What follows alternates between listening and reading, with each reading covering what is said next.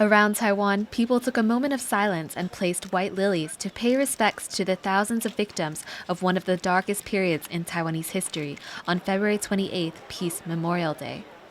It's a day to remember people that died at the hands of Chinese nationalist forces under leader Chiang Kai-shek in the decades of political violence that started during the 228 incident. But for descendants of the victims, the pain is difficult to erase. They're calling for Chiang Kai-shek's legacy to be dismantled. 蒋中正先生他做错事情了，应该是要赔偿我们。你要认错。偌济的性命无辜来牺牲，偌济的家庭来破碎、家破人亡，蒋介石应该为200事件负起上大的责任嘛。It's a tough legacy to get away from. Statues of Chiang Kai-shek can be found around Taiwan, and the Generalissimo is still well respected by many in the country. But knowing his role in the authoritarian period has soured his image for others.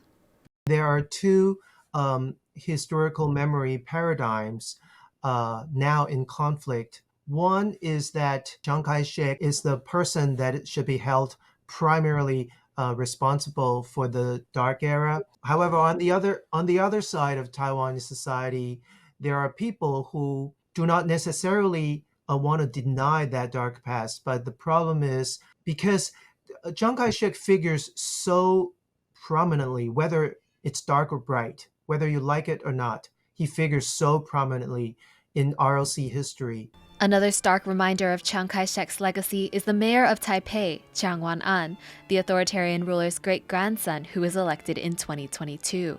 Now some mourners are calling on him to make reparations for the violence inflicted by his great-grandfather.